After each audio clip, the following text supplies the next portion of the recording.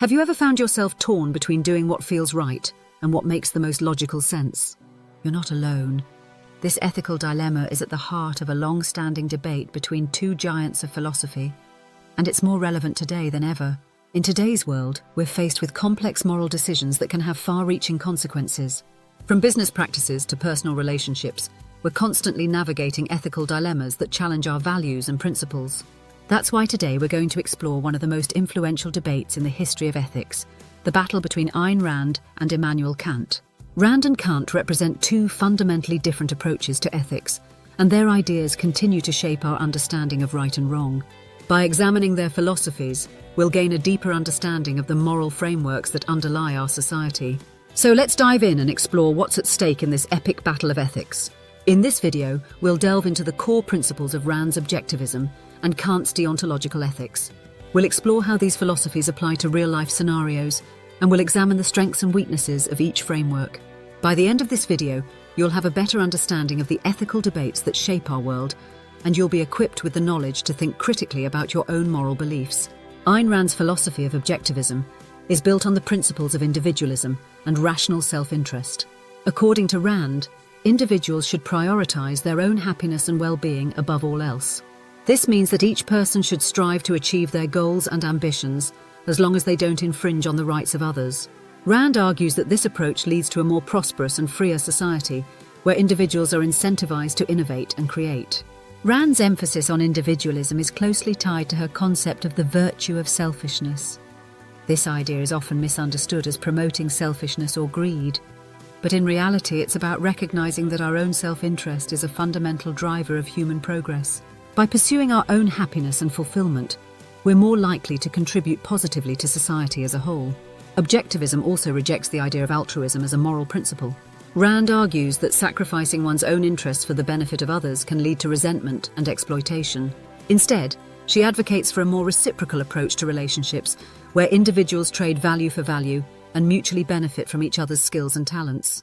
One of the most striking aspects of Rand's philosophy is its rejection of traditional moral norms.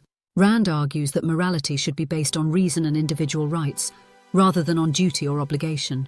This means that individuals should be free to pursue their own goals and ambitions, as long as they respect the rights of others. Immanuel Kant, on the other hand, takes a fundamentally different approach to ethics. At the heart of Kant's deontological ethics is the concept of duty and the categorical imperative.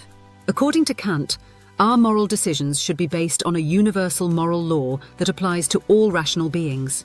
This law is not based on personal desires or interests, but on the moral obligations that we have towards others. Kant's categorical imperative is a moral principle that he believes should guide all our actions.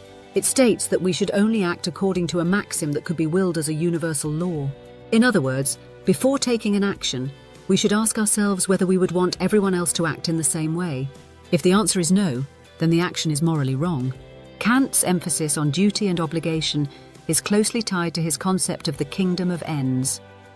This idea is about recognizing that all human beings have inherent dignity and worth, and that we should treat others as ends in themselves rather than means to an end. By doing so, we respect their autonomy and dignity, and we recognize our own moral obligations towards them. One of the most significant implications of Kant's ethics is its emphasis on moral rules and principles. According to Kant, morality is not about achieving a particular outcome or goal, but about following the moral law. This means that our actions should be guided by a sense of duty, rather than by personal interests or desires. In real-life applications, Rand's objectivism has had a significant impact on modern business practices.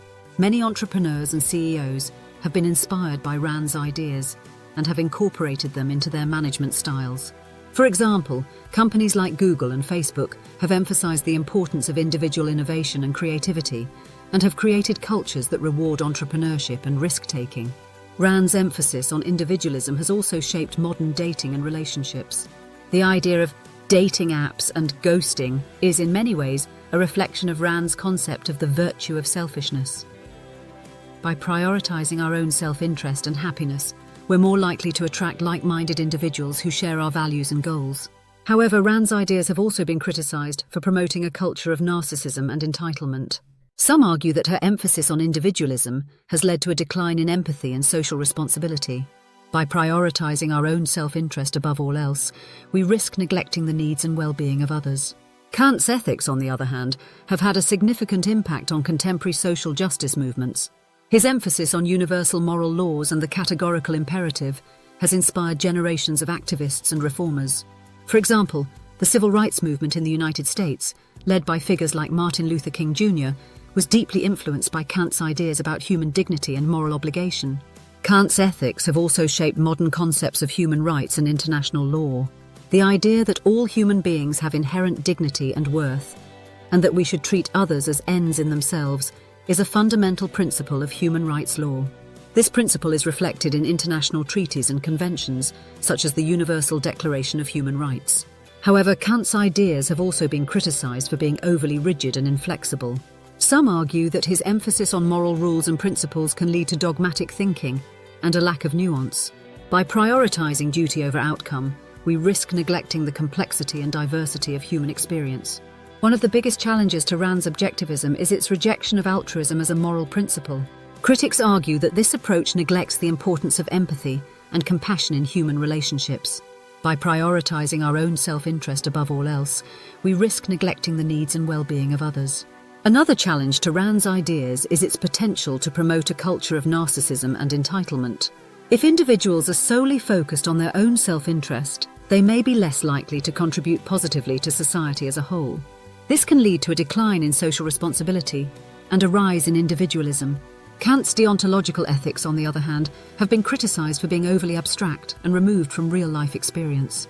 Critics argue that his emphasis on universal moral laws and the categorical imperative can lead to a lack of nuance and contextuality. By prioritizing duty over outcome, we risk neglecting the complexity and diversity of human experience. One of the biggest challenges to Kant's ideas is its potential to lead to moral absolutism. If we prioritize duty over outcome, we may be less likely to consider the consequences of our actions. This can lead to dogmatic thinking and a lack of flexibility in moral decision-making.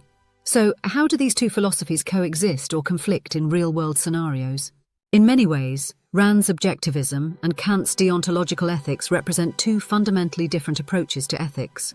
Rand's emphasis on individualism and self-interest is in tension with Kant's emphasis on duty and moral obligation. However, both philosophies share a common goal: to provide a moral framework that guides our actions and decisions. By understanding the strengths and weaknesses of each philosophy, we can develop a more nuanced and critically informed approach to ethics. Ultimately, the battle between Rand and Kant is not about who is right or wrong, but about how we approach ethics in the modern world. By engaging with their ideas, we can develop a deeper understanding of the moral frameworks that shape our society. In conclusion, the debate between Rand and Kant is a powerful reminder of the importance of ethical reflection and critical thinking. By examining their philosophies, we've gained a deeper understanding of the moral principles that underlie our society. Thanks for watching, and we'll see you in the next video, where we'll explore another epic debate in the world of philosophy.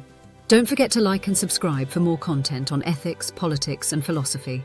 If you have any thoughts on Rand versus Kant, be sure to leave them in the comments below.